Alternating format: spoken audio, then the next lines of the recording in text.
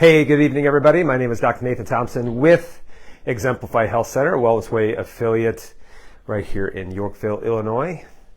Hope you guys are having a great Monday evening. We had a great day in the office helping people, changing their perspective when it comes to their health. And I'm going to show you a different perspective when it comes to testosterone. I know that we've gone over it a few times over the last couple of weeks. Heading into our awesome event that we have coming up called Man Up, how to increase your testosterone without all of the gimmicks, and then leading into our 4-week challenge that we're going to be doing with an awesome group of men. I know that we still have people who are men who are registering. We've actually had some women asked to come on behalf of their spouse. I said, absolutely not. They need the men actually need to be here because obviously we're going to communicate a little bit differently with men than we would with women. So we're going to talk about today how to raise testosterone without spending a penny. This is so interesting, guys, because how I can actually tell if someone is serious about their health is I'll tell them to do something that doesn't cost them a red cent, and they still won't do it, and they'll still blame their finances.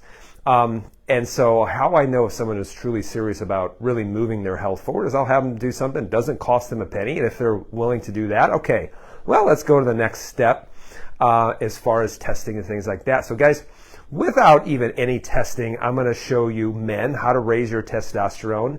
And it's not going to cost you a red cent. In fact, I'm going to guarantee you it's going to save you in the short term, but it's also going to save you, I'm going to say, tens, if not hundreds of thousands of dollars in sick medical debt, which is actually the leading cause of bankruptcy right now in the United States.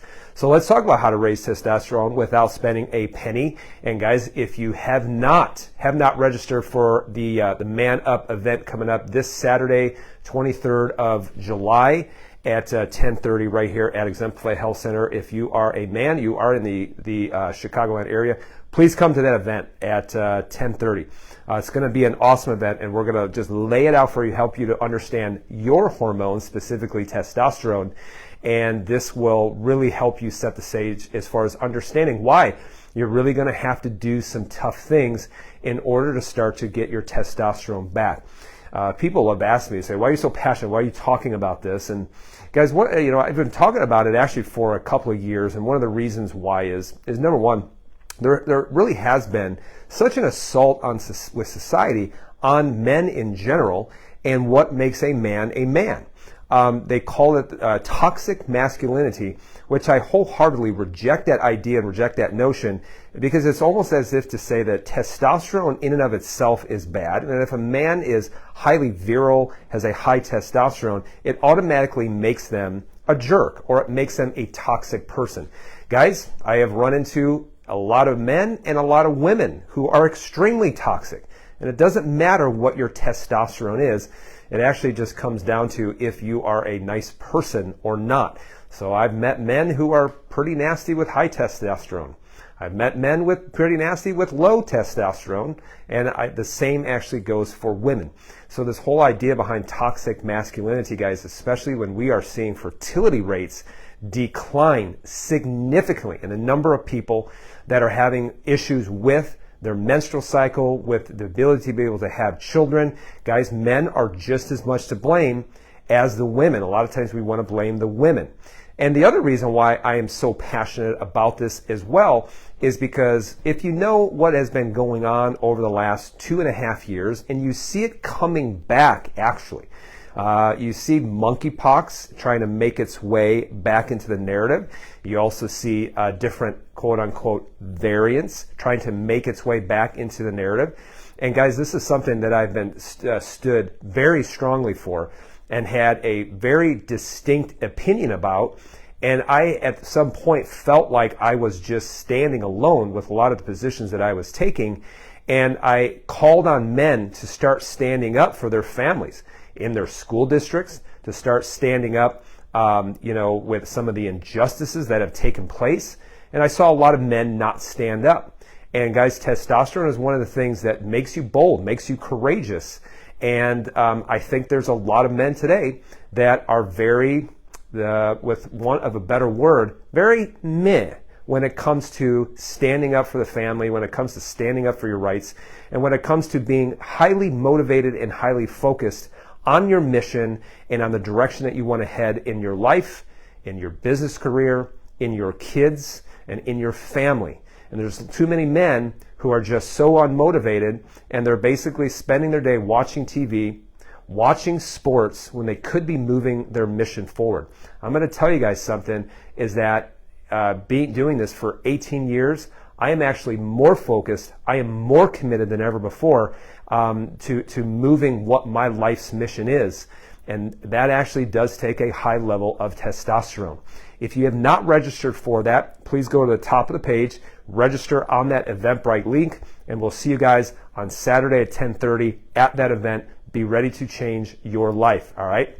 So guys, being on social media and having a decent amount of followers on a lot of different platforms, whether it's right here on Facebook, whether it's on YouTube, whether it's on Rumble, whether it's on Twitter, Truth Social. One interesting is actually TikTok. And there's a lot of just weird comments, I would say, that come from people, even on Facebook too. And a lot of times when you give people tips on how they can start to improve and how they can start to change their life, there's always a select group of people that will argue on how to keep their life miserable and from moving forward. So I want to ask you a question as we start, and we talk about some pretty awesome things coming up right here in just a couple of seconds. I want to ask you a question, this: where do you spend your mental energy? Okay? Where do you spend your mental energy? Do you spend it figuring out why you can't? Do you figure out spending it thinking about all of your limitations? Or do you start thinking about how you can, about how you can have solutions to your problems? See, you only have a finite amount of mental energy, and if you spend it on why you can't, you give a person a solution, they'll find a problem with every solution, versus if you're thinking about how you can, any problem will present itself a solution. Guys, this is why I love problems, because I'm always looking at that. The only thing that it's doing is presenting a solution in order to help you move forward. Okay, that's why I will attack a problem as quickly as possible. And if I fail, great. That means that I have eliminated one of the things that aren't going to work. But guys, how do you spend your mental energy? Making excuses or figuring out how on earth you can make it happen. So just think about that. Because as soon as you start thinking about why you can't, your brain will shut down as far as finding solutions. And all that's going to happen is with any solution that's presented, you're only going to find more and more problems. And this is going to ring true with the solutions that I'm going to give you specifically for men on how you can raise your testosterone without it costing you one penny. Hope you guys are ready for what I'm going to go over. And if you enjoy it, please tag someone and please share this video, okay? So number one, this is some of the things that I see clinically, specifically when we are talking about men. Number one of the first things that you have to do is, men, you have to get a grip on chronic inflammation. Let me say that again. You have to start getting a grip on chronic inflammation. This actually goes back to actually looking at specific inflammatory markers that your doctor will never ever measure, or measures rarely, or actually only will measure it when you're having a fire. In fact, one of the biggest ones is actually high sensitivity C-reactive protein, which is actually one of the lab markers that men will be able to get at the Man Up event. High sensitivity C-reactive protein, looking at insulin, and then actually measuring free testosterone, which is looking at the output that's actually coming from the testes. So number one, get a grip on inflammation. So here's the thing, is that some of the things that men do to create inflammation actually will cause a decrease in testosterone in and of itself. But the thing is then when they start having the symptoms of chronic inflammation, we run to the doctor in order to give us a this for that medication type approach. And in fact, the medication that is trying to fix the effects of the inflammation will then further cause the testosterone to go down even further. So I want you to think of some of the medications that will decrease a man's testosterone. Number one, by far and away, are statin drugs. And guys, when you think of this, all you have to look at is physiology. You have to look at the sex hormone pathway, and to know that at the backbone of all of those steroid hormones, which includes things like pregnenolone, progesterone, looking at cortisol, cortisone, looking at testosterone, estriol, estradiol, estrone, and looking at all of those derivatives of it, guys, the backbone of it is in fact cholesterol. So when you take a statin drug to quote unquote try to prevent a heart attack, which by the way, the manufacturers actually say has not shown to cause a reduction in heart attack and stroke, who says so? They actually do on the label. You are actually decreasing the raw materials that are needed in order to produce testosterone. Number two, guys, if you're taking a potassium sparing diuretic, spironolactone, guys, all you have to do is look up the symptom of this, and in fact, a lot of times they're doing that in order to decrease water retention. Guys, I'm going to tell you something. If you want to lose a lot of weight the right way, get your food allergies tested, because you're going to realize how much inflammation that you will lose within 4 to 6 weeks. That is pretty much just due to you losing inflammation and water retention. And so if a doctor prescribes this potassium-sparing diuretic, guys, this right here, if you look at the side effects actually what they will do is they will aromatase testosterone into estradiol, which is why some of the side effects are actually man boobs or breast tenderness. So they will actually increase estradiol within the body. Number three, also corticosteroids. I'm going to show you an interesting article about corticosteroids, guys. It's going to blow you out of the water, but this will actually interfere with the signaling of testosterone with these pre-testosterone hormones like follicle stimulating hormone and luteinizing hormone that are produced within the pituitary. You also have SSRIs, selective serotonin reuptake inhibitors, antidepressants. Guys, one of the side effects is sexual side effects. So when you think about it, if there are sexual side effects associated with it, then you can be darn sure that it's causing a problem with testosterone. And guys, even antihistamines can interfere with testosterone. They will decrease testosterone. I want to show you an interesting article.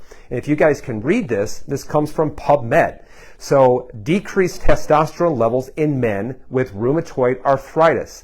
The effect of low-dose prednisone therapy. Guys, this is also true for women. If you want to mess up your hormones, take prednisone. Take a corticosteroid, specifically long-term.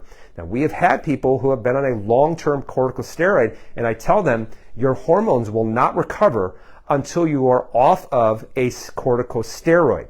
How do we get off of a corticosteroid? We'll then figure out those inflammatory triggers, have the immune system measured, especially when you're talking about the number one reason why someone's going on a long-term corticosteroid is going to be for some kind of autoimmune condition. Guys, with autoimmunity, the only thing that you have to think of autoimmunity, it's not the body attacking itself, it's trying to remove inflammatory triggers. Just think of all the different places where you could get that proverbial sliver that's irritating the immune system. The immune system will not shut off until you resolve why you have that sliver in those particular types of tissues. So when they actually saw people on low-dose corticosteroid treatment, here's what they actually found.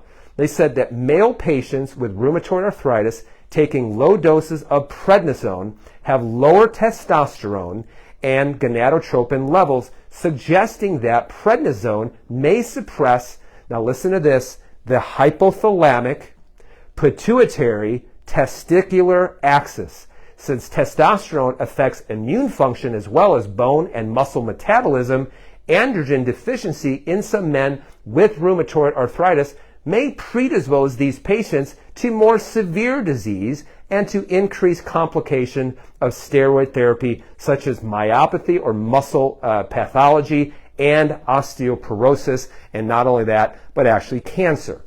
So they have actually said that yes, even your medications that you are taking can decrease testosterone.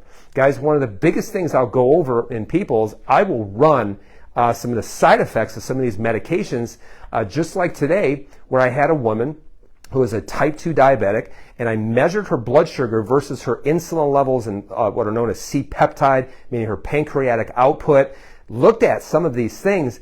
And guys, lo and behold, the number one reason why she was a type 2 diabetic, she probably was consuming too much sugar, but the bigger reason than that was because she was on a statin drug. So she was on a statin drug, and you don't have to look very far to understand that statin drugs can cause insulin resistance and can actually inhibit the output of insulin from the pancreas. And looking at her lab markers, it didn't make sense because the body is always going to adapt to it. So if it doesn't make sense, it means that something is manipulated, and the only thing that can be manipulated based on her history is in fact a statin drug. Now we also looked at some other inflammatory markers, very low CRP, very normal homocysteine levels, and I'm looking at this and I'm saying the doctor is who caused this. She caused the exacerbation of her blood sugar. She's never going to get this under control unless she actually starts getting to the reason why it is, guys. And yes, even your testosterone can be manipulated by the medication that you're actually taking. So when I say get a grip on inflammation, get a grip on the reason why it's happening. So the biggest two things that I will tell you when it comes to men is men who have physical and structural inflammation, and then number two, men who have a lot of chemical inflammation. GI issues, liver issues are huge, problems with stomach, problems with the small and large intestine. Guys, when you look at the leading causes of cancer in men, it's actually colon and also lung, which is an inflammatory issue due to smoking. But also, guys, one thing that is increasing more and more is actually prostate, which is a hormonal type of metabolism type issue that it's involving slow, unchecked growth of that prostate gland that actually gets inflamed and turns cancerous as well. So guys, what are you doing in order to handle your physical frame, physical inflammation that involves the nerve system and that it also involves the hypothalamic pituitary testicular axis? And then also, guys, I've never met a man with great testosterone that was very chemically inflamed. So this is one of the reasons why when I say get a handle on your inflammation, guys, yes, you should be avoiding grains, you should be avoiding processed sugars, but do you even know your food allergies as well? I actually just tested mine, which is the 5th time that I have tested that in 4 years, and I've actually gone from 17 food allergies, I just tested my new ones, and I have 8. So I've seen them systematically start going away. It wasn't until about 2 years ago that I could actually start to reintroduce chicken eggs back into my diet. It took 3 years to lose an antibody response to that. But when you look at this, guys, when people say, oh, I eat pretty clean, and I say, guys, everybody says that they eat clean, or they'll say, I eat pretty clean. The reason why is no one wants to say that they eat super clean. No one wants to say that they eat absolutely horrible. It's the 80-90% of people that they're pretty good. You don't have to look very far in the United States that pretty good equals pretty bad. Because here in the United States, we lead the world in chronic degenerative disease. And you have to stop comparing yourself to the person that lives next to you, because if you do that, the whole bar gets lower and lower every single year as we get sicker and sicker. So if you look at this person, you can see that even some healthy foods are extremely inflammatory. Cauliflower, eggs, looking at tomatoes, tuna, watermelon, you can see that things that do have nutritional value are extremely inflammatory with this person. So it doesn't matter the nutritional value if it's causing an inflammatory response. It doesn't matter how much collagen you are taking to help your skin if you keep falling down on the buckle on the sidewalk and keep skinning your knee. The first thing that you have to do is you have to remove the inflammatory insult even before you start worrying about feeding those things, guys, which is why If you are still sick and taking 36 different medications, then there's a problem.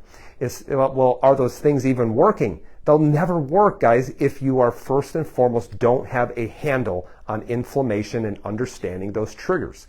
So number 2, besides getting a handle on inflammation, number 2, guys, you have to start limiting your sugar and your alcohol intake. Well, I don't consume that much sugar.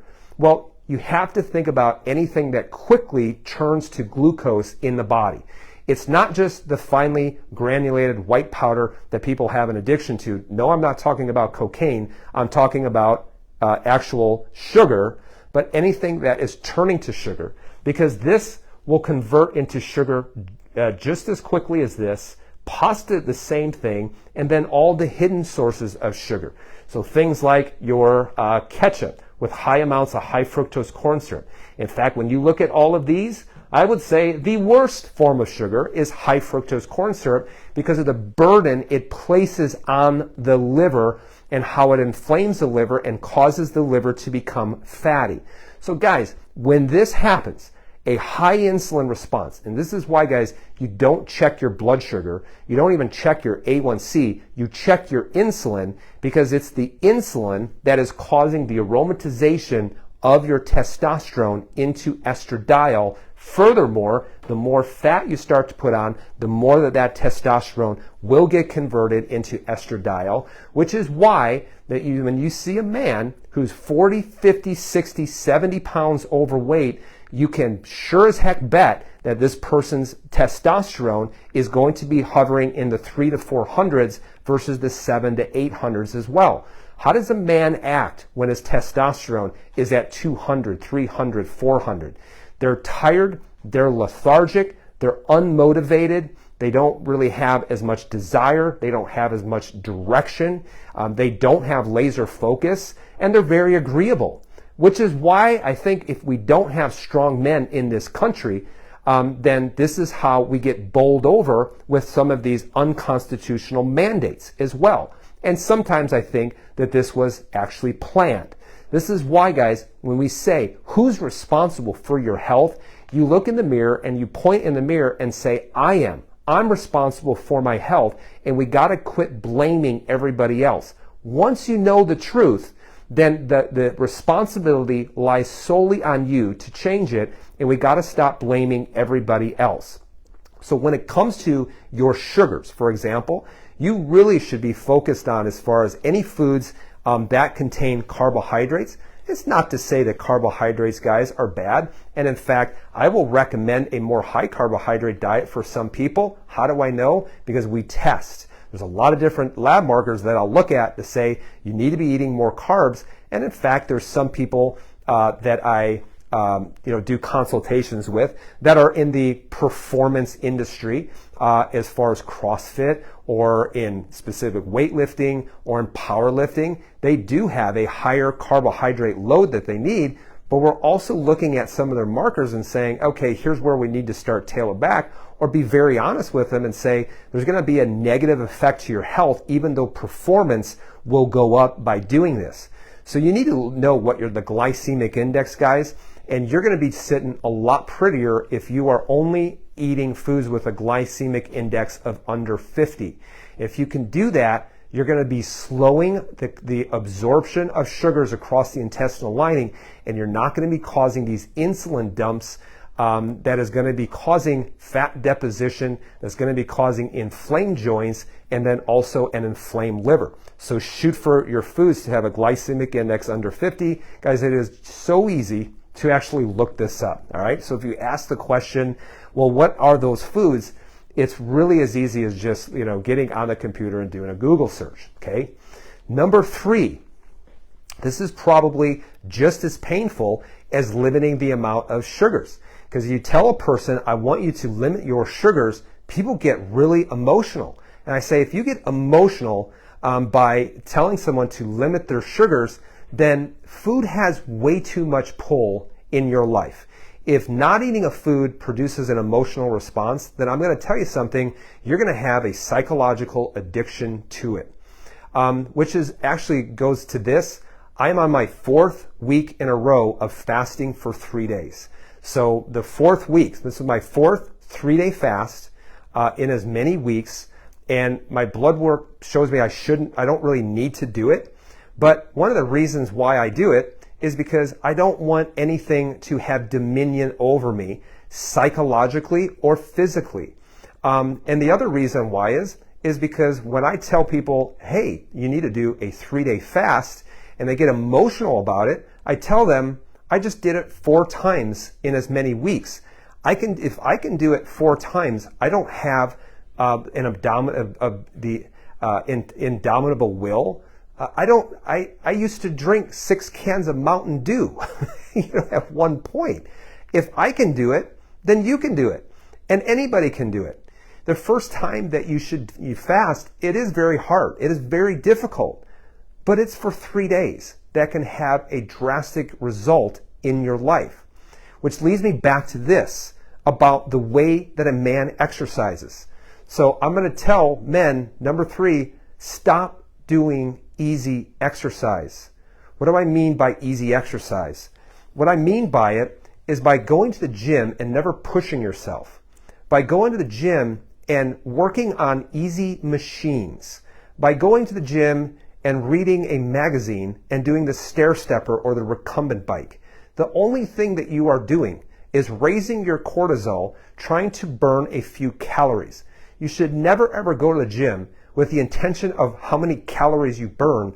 The intention should actually be, can I elicit a hormonal response, number 1, and number 2, did I actually move my body in a way that will help me move my body better down the road?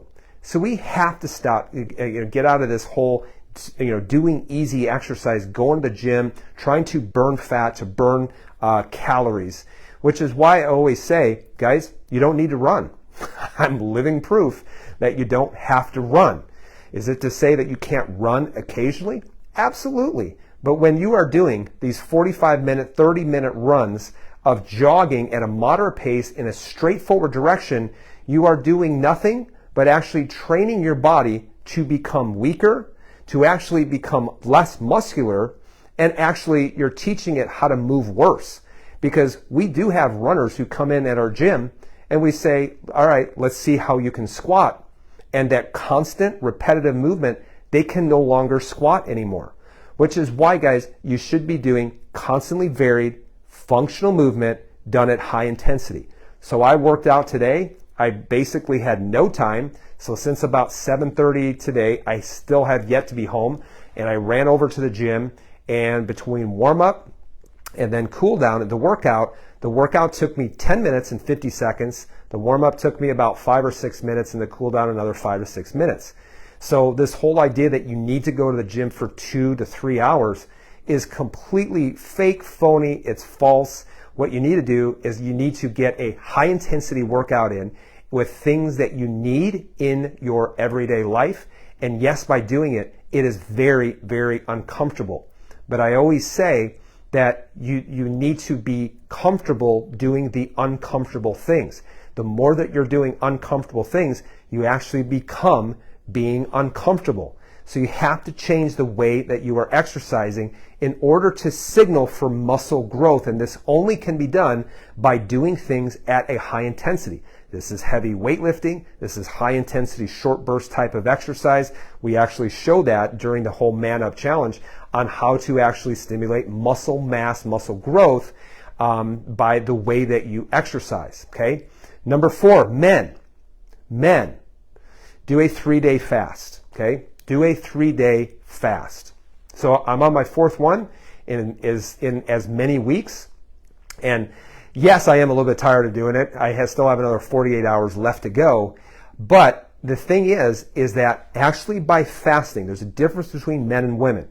If a woman who is cycling does a 3-day fast, the increase in cortisol and stress will actually cause her to lose her cycle, or it will eventually, with other stressors, cause a disruption in her cycle. So you probably will see her go short on her cycle because of the loss of progesterone. Now, men, we can fast because we're not dependent on progesterone. But one of the things when it comes to fasting is, yes, that increase in stress can short term actually increase our testosterone, which is really, really awesome. Now, we'll tell a man to fast for a lot of different reasons. Usually the only time that I'll have a man say, hey, listen, you gotta fast, is if they have some kind of peptic ulcer in which you need to severely limit stomach acid production, give them some things in order for that peptic ulcer to be able to heal. But sometimes I say, hey, listen, you need a little bit of mental push here, and I want you to fast for 3 days, and here's how I want you to do it. So guys, fasting, there's not a huge protocol as far as fasting. The only thing that I am doing is not eating for 3 days and then making sure that I'm getting enough water, enough magnesium, enough sea salt, and enough potassium. If you don't know how much you need per day, you go ahead and look it up. It's about 800 milligrams of potassium, about 4,500 milligrams of potassium, and also another 4,000 to 5,000 milligrams, I should say, 4,500, 4,000 to 5,000 milligrams of sea salt. Okay, guys, whoever said that salt is bad for you, I have no idea where they read that from, because at my house, we live right next to the woods, and there's deer out there. And if you want to bring deer, bring them out, have them go to a salt lick, and I've never seen a deer go to a salt lick and said, I'm sorry, my doctor told me I needed to reduce my salt intake. Now, we do get some extra sources of salt from monosodium glutamate, which is actually a flavor enhancer and also a neurotoxin, which is really, really bad. But guys, you do have things that are called kidneys, and that if you're getting too much sea salt, your kidneys have a way in order to regulate that, especially. So the cool thing is that it will stimulate fat loss at about the 16-hour and optimizing at 24 hours and beyond. So the first time that you do it, the first day is not that hard, but it's the second and the third day that get to be a little bit rough. Now, for me doing it so much, I really don't notice all that much change, because what I am doing is I'm training my body, as long as the liver is healthy, training my body to be able to pull fat and be able to turn it into two things: water and energy. Water and energy. That's what fat is actually designed to do. It's a storage of energy. So every man should be able to do a 3-day fast, unless they're on some kind of insulin or they're on some kind of diabetes medication. But the only thing that could happen is that you actually have to decrease that medication as a result. So I think that men should be doing a 3-day fast every quarter. So 4 times per year. I'll have done it 4 times in 1 month. So, and this is, I think, the 6th time that I've actually have done it. So I do it, and actually my blood work doesn't say that I have to do it, because my insulin levels are low. Testosterone is at a decent amount. It could always be better, but I'm just actually doing it just for a lot of the mental focus and the mental clarity, and I also really enjoy doing very hard things. The reason why I think I do it is mainly because of the mental focus that I need when I have to make some very difficult decisions. It really focuses my energy in the right direction, especially. So number 5, guys, on things that can increase and raise your testosterone without causing you a penny is number 5, sleep. So sleep 7 to 8 hours every single night. Okay. Now, I always say, well, there's certain factors that in which you need more sleep than 7 or 8 hours. I'll give you a perfect example. If someone has a very rigorous training schedule on the physical aspect, they might be like a CrossFit Games competitor or something like that, you'll notice that these people will sleep 9 to 10 hours. Well, why do they have to sleep more? Because sleep is for recovery, sleep is repair. And look at the repair hormone known as melatonin, and you want that optimized for as long as possible. Now, if you're not doing heavy working out and things like that, then you should still be sleeping 7 to 8 hours per night. This is a really interesting research study that comes from 2011, and here's what they found. They found that after 1 week of a man sleeping 5 hours instead of 9 hours, their testosterone levels fell by 10 to 15%. So even if you kept everything the same with their sugar intake, with their exercise, with everything else, and the only thing is that they skimped on their sleep for just 1 week, you would see potentially someone going from about having testosterone, let's say at 700 to potentially down to 600 within 1 week. So even the idea of sleep, repair, and recovery, because you're actually getting that testosterone will start to peak at night while you are repairing and recovering with your melatonin levels, which is why when you look at when a man's testosterone is actually at its highest, it's at the highest at 2 a.m. to 6 a.m. So a man's testosterone is going to be highest actually in the morning, which is why, ladies, please do not bug your man with a honey-do list in the morning, because he will not hear you, because he's focused on one thing. He's focused on work, all right? So sleep at least 5 or 7, at least 7 to 8 hours. And if you are doing exercise, you probably should add another 30 to 60 minutes on top of that. So guys, there's 5 things that you can do that don't cost you a penny, that can have a profound impact on your health right now. And not only will it increase your testosterone and all the benefits of the testosterone, but it will also do is it will also help to extend your healthy longevity tremendously. Now, here's the choice. When I tell people, here's what you can do, they said, well, that sounds really hard. And I say, well, I agree. Life is hard. Life doesn't matter how you cut the cake. Life will always be hard. But you have a choice in how you want your life to be hard. See, it can be easy now. You can choose the easiest things to do, and it will become a lot harder later. Or you can do the hard things now so that it becomes much easier later. And this is what the hard later actually is. The hard later is immobility. The hard later is impotence. The hard later is cancer. The hard later is heart disease. The hard later is immobility and dysfunction. And the hard now is actually saying no to sugar. The hard now is doing the hard workout. The hard now is going to bed on time. That's the hard now. So it's going to be hard no matter what. And the great thing that you have the freedom to do is to choose your hard. Life is hard, but you get to choose how you want it to be hard and when you want it to be hard. So hopefully, guys, I trust that you're going to make the right choice.